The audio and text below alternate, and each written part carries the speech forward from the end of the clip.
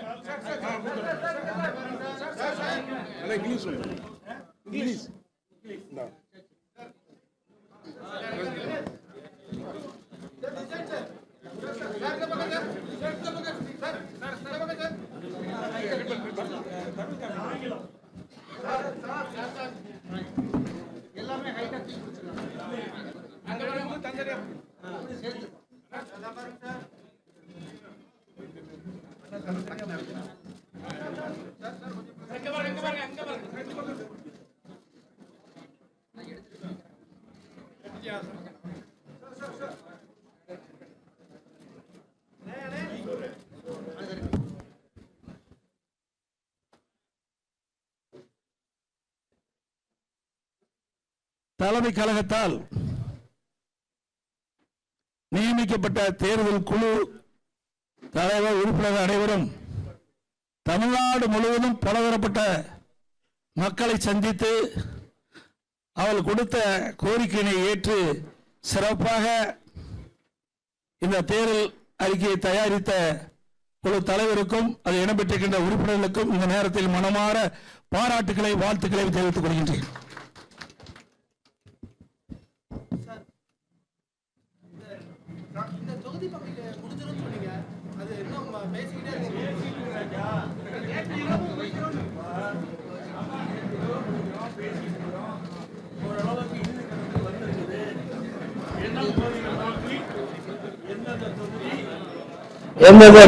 என்னுடைய கூட்டில் அங்க வைக்கின்ற கட்சிகளுக்கு ஏற்கனவே எந்தெந்த தொகுதி என்று நிர்ணயிக்கப்பட்டு அறிவிக்கப்பட்டுவிட்டது.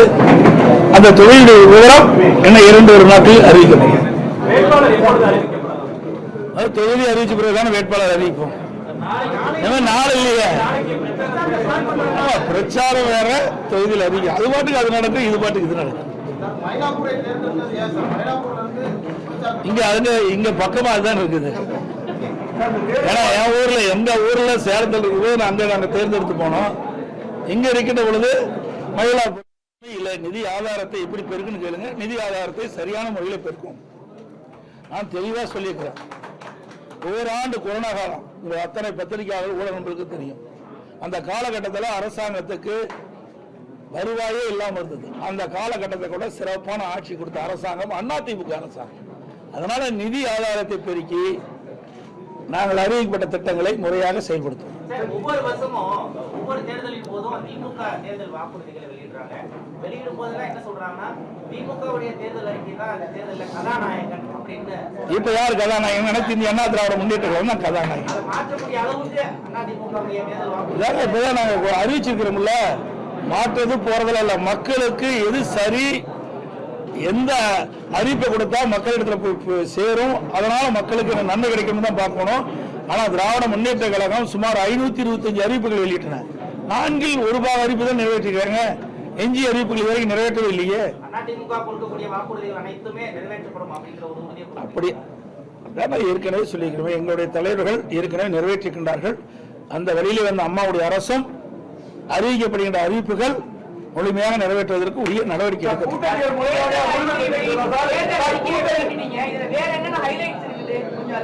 அதெல்லாம் உள்ள படிச்சு பாருங்க. 297 அறிவிப்பு கொடுக்குறோம். படிச்சு பார்த்துட்டு நீ கேட்க மாட்டேன்.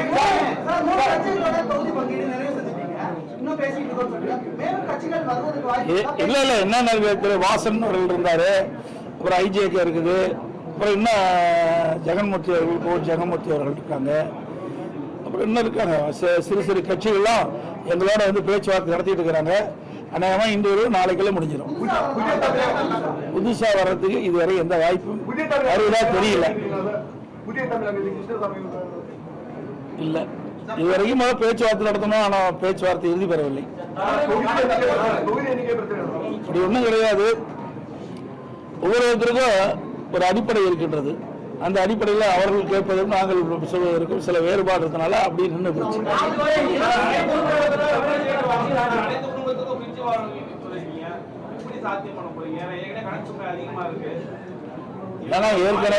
நான் ஏற்கனவே தெளிவாக சொல்லிவிட்டேன். அனைத்து இந்திய அண்ணா திராவிட முன்னேற்ற கழக அரசு ஆட்சி செய்த பொழுது கொரோனா காலம், ஓராண்டு அரசுக்கு வருவாய் இல்லாமல் இருந்தது. அந்த காலகட்டத்தில் கூட ஒரு சிறப்பான ஆட்சி கொடுத்த அரசாங்கம் அதிமுக அரசு. வருவாய் இல்லாத போது ஒரு சிறப்பான ஆட்சி கொடுத்தோம். வருவாய் இருக்கின்ற போது இந்த திட்டங்களை எல்லாம் முழுமையாக நிறைவேற்றி தருவோம்.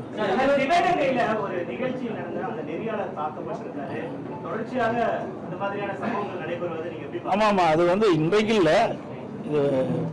இது பல தடவை செய்தியாளர்களை வந்து திராவிட முன்னேற்ற கழகம் தாக்கப்படுவது இயல்பா இருக்குது. இது வன்மையாக கண்டிக்கத்தக்கது.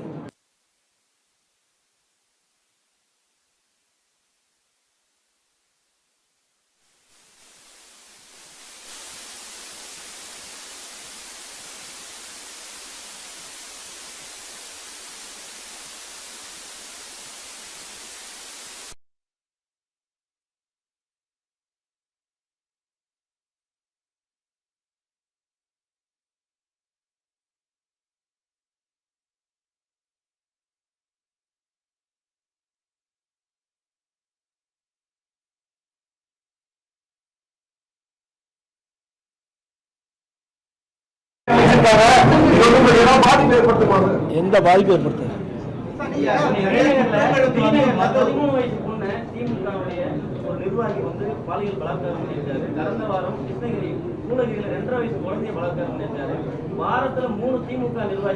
இதையெல்லாம் கண்டித்து தான் நாங்கள் போராட்டம் நடத்தணும். இன்றைக்கு தமிழகத்தில் நிலவுகின்ற இப்படிப்பட்ட சம்பவங்கள்லாம் கண்டித்து அனைத்து இந்திய அண்ணா திராவிட முன்னேற்ற கழகத்தின் சார்பாக சென்னையிலே என்னுடைய தலைமையில் நடைபெற்றது.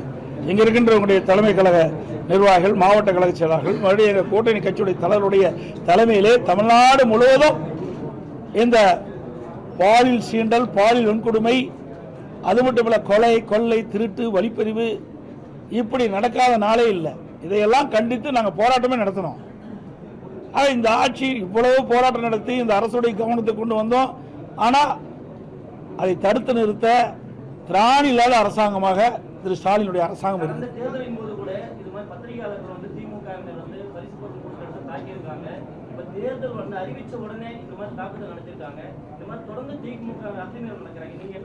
அதான் ஏற்கனவே நான் சொன்னேன், இதுக்கெல்லாம் அடிப்படை நீங்க தான்.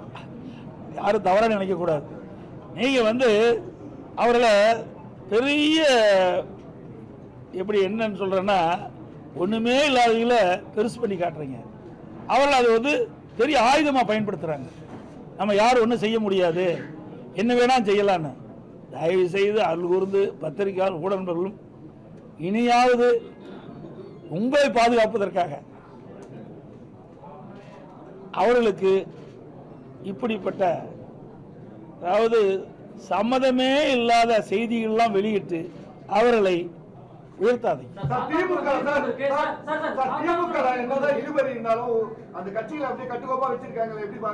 எங்க கட்டுக்கோப்பா இருக்குது? 25 நாளா பத்திரிகையில டெய்லி அதால ஓடிட்டு இருக்குது.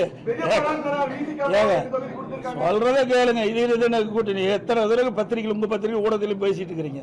தயவு செய்து இப்படி அதுதான் சொல்றேன், இப்படி பேசி தான் அவரை வளர்த்திட்டு இருக்கிறீங்க. அதாவது உலகத்துக்கே தெரியும், உங்க பத்திரிகை ஊடகம் போட்டுட்டு இருக்கிறீங்க. விசிகா என்னென்ன பேசினார், எவ்வளவு மனம் வந்து பேசினாரு. அதே மாதிரி அங்க இருக்கிற கம்யூனிஸ்ட் கட்சிகள் தங்களுக்கு ஏற்கனவே வழங்கப்பட்ட தொகுதியெல்லாம் குறைக்கப்பட்டது மன வேதனை வெளிப்படுத்தினாங்க. அதையெல்லாம் நீங்க தொலைக்காட்சியில தெளிவா காட்டுங்க, பத்திரிகையில போடுங்க. நாங்க அப்படி இல்லை, மன உணர்வுபூர்வமா பேசணும், வந்தோம், அறிவிச்சோம். இப்போ தொகுதி எந்தெந்த தொகுதி எந்தெந்த கட்சிக்குன்னு பேசிட்டு இருக்கிறோம். ஒரு நாள் வெளியே வந்துடும்.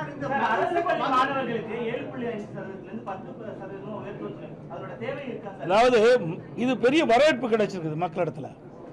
இன்றைக்கு அரசு பள்ளியில் படிக்கின்ற மாணவர்கள் பெரும்பாலும் ஏழை குடும்பத்தை சேர்ந்தவர்கள், அதோட நடுத்தர குடும்பத்தை சேர்ந்தவர்கள். அவருடைய கனவு, அந்த மாணவருடைய கனவு எப்படியாவது மருத்துவர் ஆக வேண்டும் என்று. அந்த அடிப்படையில் தான் இப்பொழுது இதுவரை சுமார் 3000க்கு மேற்பட்ட மாணவர்கள் இந்த 7.5% உள் இடஒதுக்கீட்டில் இடம் கிடைச்சி இன்றைக்கு மருத்துவக் கல்வி கிடைச்சிருக்குது. இது கிராமத்திலிருந்து நகரம் வரை அரசு பள்ளியில் படிக்கின்ற மாணவர்களுக்கு ஒரு கிடைக்கப்பட்ட மிகப்பெரிய பாக்கியம். ஆகவே அங்கே வரவேற்பு இருக்கிறதுனால அதை சற்று 2.5% உயர்த்தி இருக்கிறோம். அதெல்லாம் நீ படிச்சு பாருங்க, நல்லா இருக்காங்க. அதான் நான் நீ அதுக்கு தானே தேர்தல் அறிக்கை கொடுத்துருக்குறோம். எல்லாமே சொல்லிட்டு அதில் அர்த்தமே இல்லாத போயிருக்கு.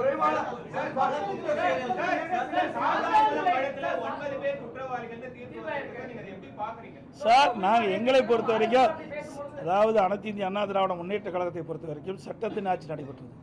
தவறு நடந்தால் அதற்கு உண்டான தண்டனை அவர்கள் பெறுகிறார்கள். இது நீதிமன்றம் வழங்கப்பட்ட தீர்ப்பு. ஆக எந்த இடத்தில் தவறு நடந்தாலும் அது தவறு தான், அதில் எந்த ஒரு மாற்று கருத்தும் கிடையாது. அதே நீதிமன்றம் விசாரிக்கப்பட்டு அதில் தவறு நடைபெற்றதாக அந்த விசாரணையில் தெரிய வந்த காரணத்தினால் நீதிமன்றம் சம்பந்தப்பட்டவர்களுக்கு தண்டனை வழங்கியிருக்கு.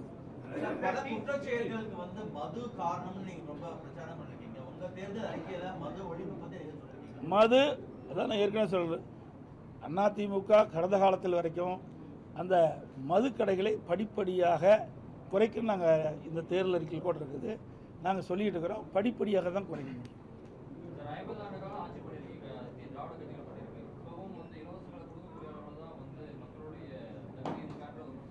அதாவது எல்லா மக்களும் பணக்காரராக இருந்துட முடியாது. மக்களுக்கு சேவை செய்த ஒரு அரசாங்கத்தினுடைய கடமை. அதுக்காக தான் அரசாங்கத்தை மக்கள் தேர்ந்தெடுக்கிறாங்க. இருக்கின்ற சூழ்நிலையை கருத்தில் கொண்டு அவர்களுக்கு ஒரு நல்ல மகிழ்ச்சியான ஒரு வாழ்க்கை கொடுப்பதான ஒரு நல்ல அரசியலுடைய கடமை. அந்த அடிப்படையில் தான் நாங்கள் இந்த அறிவிப்பெல்லாம் கொடுத்திருக்கிறோம்.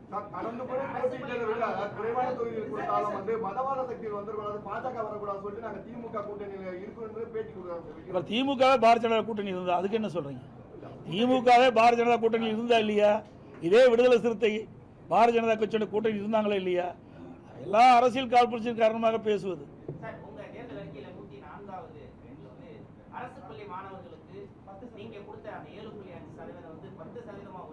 அதான் இப்போ தான் சொன்னேன் சார், அதுதான் இப்போ தானே அதுக்கு நான் பதில் கொடுத்தேன். நீங்கள் சரியாக கவனிக்கல நினைக்கிறேன். ஏற்கனவே கிராமத்திலிருந்து நகரம் வரை அரசு பள்ளியில் படிக்கின்ற மாணவர்கள் பெரும்பாலும் ஏழை மாணவர்கள், ரெண்டாவது நடுத்தர குடும்பத்தைச் சேர்ந்தவர்கள்.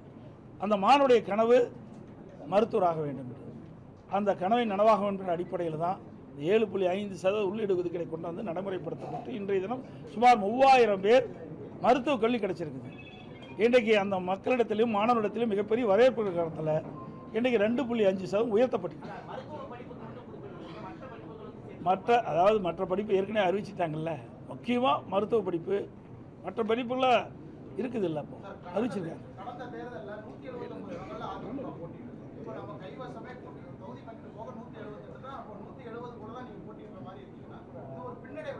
பின்னடைவு முன்னடைவுலாம் கிடையாது. திமுக எப்படி இருக்குது, நாங்கள் இப்படி இல்லை. திமுக நிலை என்ன சார்? சூழ்நிலைக்கு தகுந்த மாதிரி தான் கூட்டணி அமைக்கப்படும். இதை அதிகம் போட்டிடுறது கம்மி போட்டிடுறதெல்லாம் கிடையாது. இன்றைக்கு திமுக தலைமையில் ஒரு கூட்டணி அமைச்சிருக்காங்க. எத்தனை கட்சி இருக்குது? அப்படி பார்க்கும்போது அவங்களுக்கு எத்தனை கட்சி வரப்போகுது, எத்தனை இடத்துல அவர்கள் போட்டியிட முடியும்? அதாவது சூழ்நிலைக்கு தகுந்த மாதிரி நம்ம கூட்டணி அமைக்கிறோம். அந்தந்த கட்சிக்கு நிலை கருதி அவர்களுக்கு சட்டமன்ற இடங்கள் வழங்கப்படுகிறது, தொகுதி பங்கில் வழங்கப்படுகிறது. சார், அதிமுகவில் மட்டும்தான் சாதாரணமாக இருக்கக்கூடிய தொண்டர்கள் வேட்பாளர்களாக வர முடியும். இந்த முறை வேட்பாளர்கள் எப்படி இருப்பாங்க? அதெல்லாம் அறிவு பின்னாடி பாருங்க. வேட்பாளர் குமாரி தான் இருப்பாங்க. வேட்பாளர் அறிவிப்பு நாளைக்கு இருக்குன்னு ஒரு தகவல் சொல்றாங்க. அந்த மாதிரியான அறிவிப்பு அதாவது அதான் நாங்கள் வேகமாக சென்று கொண்டிருக்கின்றோம். பார்த்தீங்க, நேற்று அறிவிச்சு கொடுத்தோம், இன்னைக்கு தேர்தல் அறிக்கை வெளியிட்டுட்டோம், நாங்கள் பிரச்சாரத்தையும் தொடங்கிட்டோம். இப்பொழுது வேகமாக துரிதமாக ஏற்கனவே எங்களுடைய கூட்டணியில் அங்கமைக்கின்ற கட்சிகளெல்லாம் எத்தனை தொகுதி என்று அறிவிக்கப்பட்டு விட்டது. அந்த தொகுதியினுடைய விவரங்கள் இப்பொழுது பேச்சுவார்த்தை நடந்து கொண்டிருக்கின்றது. இதை முடிவு செய்தவுடன் உடனடியாக எங்களுடைய கூட்டணியில் அங்கமைக்கின்ற கட்சிகள் அனைத்துமே அவர் கட்சியின் சார்பாக வேட்பாளர் அறிவிக்கப்படுவார். அனைத்து உடன்களுக்கும் பத்திரிகை நண்பர்களுக்கும் நன்றி.